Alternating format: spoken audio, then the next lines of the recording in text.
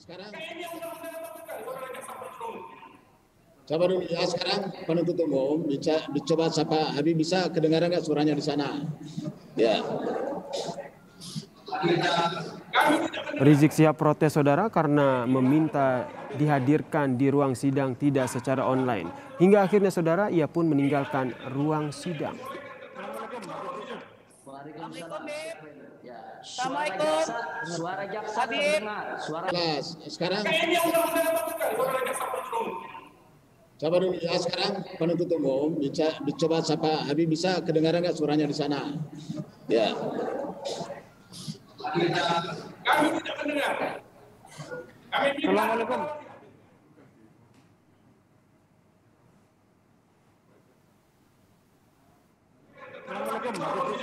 Waalaikumsalam. Dan sering putus, gambar pun sering terhenti, bahkan hanya bergantung dengan sinyal, dan setiap saat teknologi ini bisa disabotase.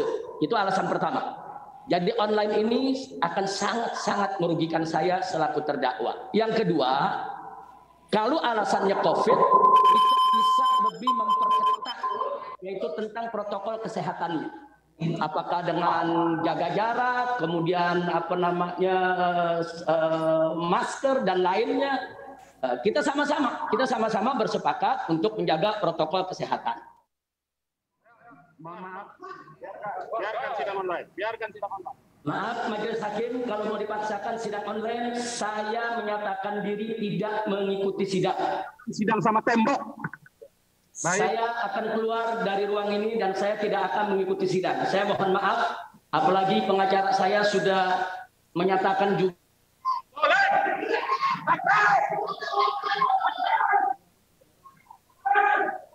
tanpa tekanan bahwa saya tidak akan mengikuti sidang online, dan sidang hari ini saya tidak akan mengikuti. Dengan demikian saya akan keluar dari ruangan ini. Mohon maaf, terima kasih. Sidang ini saudara sempat terkendala gangguan audio, kemudian ada permintaan dari pengacara Rizik Syihab agar terdakwa ini dihadirkan di ruang sidang. Sempat terjadi perdebatan dalam persidangan ini. Rizik juga meminta agar dirinya dihadirkan di ruang sidang Pengadilan Negeri Jakarta Timur. Rizik menyebut protokol kesehatan bisa diterapkan dengan dirinya hadir di ruang sidang ini saudara. Apabila saudara tidak bisa menghadirkan terdakwa di ruang audiovisual yang ada di Barreskrim, berarti tidak bisa dilanjutkan. Saudara wajib menghadirkan terdakwa, oleh karena itulah maka ada petugas kejaksaan yang harus standby di sana. Tidak boleh terdakwa meninggalkan ruang audiovisual tanpa izin majelis hakim. Pendukung Rizik Syihab pun mendatangi Pengadilan Negeri Jakarta Timur untuk mengikuti sidang saudara. Polisi menutup pintu masuk gedung pengadilan untuk mencegah kerumunan. Polisi terus meminta massa untuk menerapkan protokol kesehatan dan menjaga titik kumpul massa.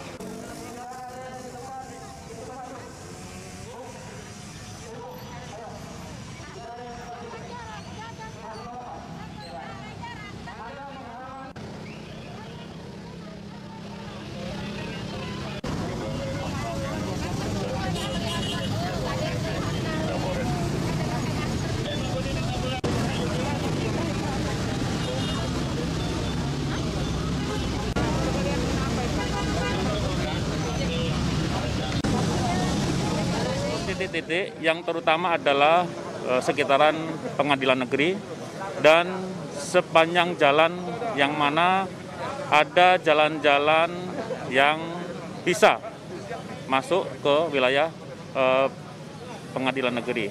Kita akan menempatkan pasukan, kita menempatkan anggota kita di titik-titik rawan titik kumpul massa.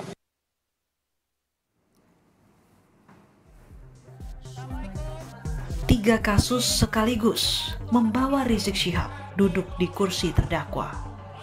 Ketiganya merupakan kasus tindak pidana kekarantinaan kesehatan.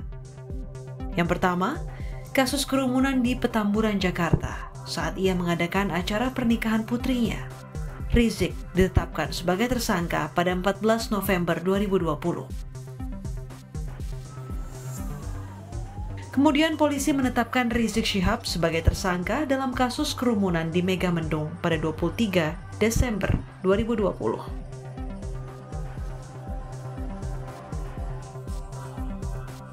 Tak berhenti sampai di situ.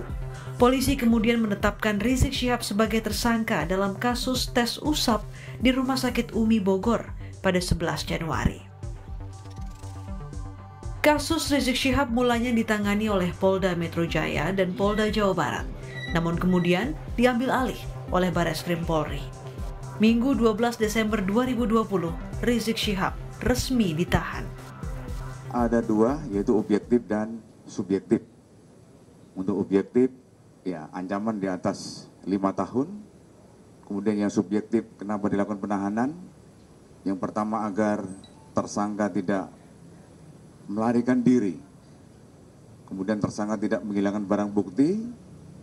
Dan yang ketiga adalah tidak mengulangi perbuatannya. Dijerat pasal berlapis, kini Rizik terancam dengan hukuman penjara maksimal 10 tahun. Tim Liputan, Kompas TV. Informasi selengkapnya kita bergabung dengan jurnalis Kompas TV Akbar Prabowo di Pengadilan Negeri Jakarta Timur. Selamat petang Akbar. Akbar, sidang dakwaan Rizik Syihab ini ditunda hingga 19 Maret. Lalu dari informasi yang Anda himpun di sana, seperti apa nantinya sidang dakwaan ini berlangsung? Tentunya kita masih akan menunggu Yasir dan juga saudara bagaimana sidang yang akan digelar pada tanggal 19 Maret mendatang. Namun dari kuasa hukum Rizik Syihab menyatakan bahwa mereka tetap menolak jika sidang tetap diselenggarakan secara online atau virtual karena terdakwa Rizik Syihab ini menginginkan untuk datang langsung ke Pengadilan Negeri Jakarta Timur untuk menghadiri langsung sidang yang menjadi yang melibatkan dirinya untuk mendengar langsung apa yang dinyatakan oleh jaksa penuntut umum, kemudian membela dirinya dan lain sebagainya. Dan tadi kuasa hukum Munarman sempat kami wawancara dan menyatakan bahwa ia membandingkan bagaimana proses sidang Rizik Syihab dengan proses sidang mantan Direktur Rumah Sakit Umi Andi Tatat. Jika Rizik Syihab dihadirkan secara virtual dan mengikuti persidangan secara virtual sejak pagi hari tadi hingga sore hari tadi, saudara, namun berbeda halnya dengan mantan Direktur Rumah Sakit Umi Andi Tatat.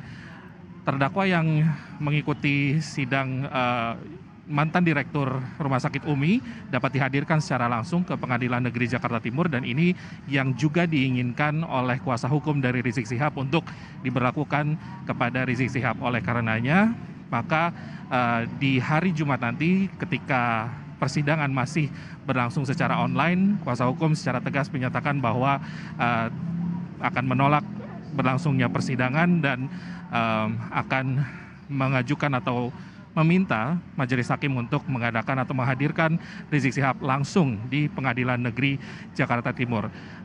Rizik Syihab hari ini menghadapi 3 perkara, saudara, dalam persidangan, yaitu perkara tentang kerumunan di Petamburan, Jakarta, kemudian Megamendung, Bogor, Jawa Barat, dan juga kasus di rumah sakit yang juga melibatkan Rumah Sakit Umi di Bogor, Jawa Barat. Dan juga ini jika melihat suasana pada Pengadilan Negeri Jakarta Timur pada sore hari ini sudah sepi dari para pendukung, dan tadi pada sidang yang berlangsung pada sore hari yang juga terdakwanya adalah Rizik Syihab sempat diwarnai oleh walkout dari kuasa hukum dari Muhammad Rizik Syihab. Walkout ini terjadi karena kuasa hukum merasa tidak diindahkan atau tidak dipenuhi keinginannya untuk menghadirkan terdakwa secara langsung, yakni Rizik Syihab secara langsung berada di Pengadilan Negeri Jakarta Timur, melainkan sidang masih berlangsung secara virtual. Majelis hakim kemudian memberikan waktu 30 menit untuk kembali menghadirkan terdakwa beserta kuasa hukum, namun sepertinya diskusi atau negosiasi tidak berlangsung dengan lancar. Oleh karenanya sidang terpaksa tidak dilanjutkan dan Majelis Hakim melanjutkan ke agenda sidang berikutnya dengan terdakwa mantan Direktur Rumah Sakit UMI Andi Tatat yang langsung hadir di Pengadilan Negeri Jakarta Timur. Yasir. Akbar, tadi Anda sampaikan keinginan dari pihak Rizik Syihab maupun pengacaranya untuk menghadirkan Rizik Syihab secara langsung di pengadilan. Lalu dari keinginan ini, apakah sudah ada tanggapan begitu dari pihak pengadilan untuk sidang selanjutnya? Tentunya ini akan masih harus kami konfirmasi kembali ke pihak Pengadilan Negeri Jakarta Timur, ke pihak Majelis Hakim, apakah keinginan atau permohonan dari kuasa hukum serta terdakwa Rizik Syihab ini akan dipenuhi atau tidak untuk sidang selanjutnya yang rencananya akan berlangsung pada hari Jumat pukul 9 pagi mendatang. Namun hingga saat ini baru yang bisa kami sampaikan adalah Rizik Syihab menyatakan bahwa jika ia memang diperbolehkan untuk datang ke Pengadilan Negeri Jakarta Timur, ia akan mematuhi protokol kesehatan dan juga bisa melangsungkan atau mengikuti sidang dengan protokol kesehatan yang ketat. Jika memang alasan yang digunakan oleh Majelis Hakim untuk melangsungkan sidang secara virtual adalah mencegah penularan pandemi COVID-19. Selain itu, Rizik juga sempat membandingkan, atau kuasa hukum dari Rizik Syihab sempat membandingkan dengan persidangan-persidangan lain seperti persidangan kasus Napoleon Bonaparte yang bisa menghadirkan langsung terdakwa ke ruang sidang, dan juga yang terakhir adalah membandingkan dengan kehadiran dari mantan Direktur Rumah Sakit UMI Andi Tatat yang bisa langsung hadir di ruang sidang, padahal Andi Tatat tidak dalam status ditahan atau ia masih bebas seperti itu.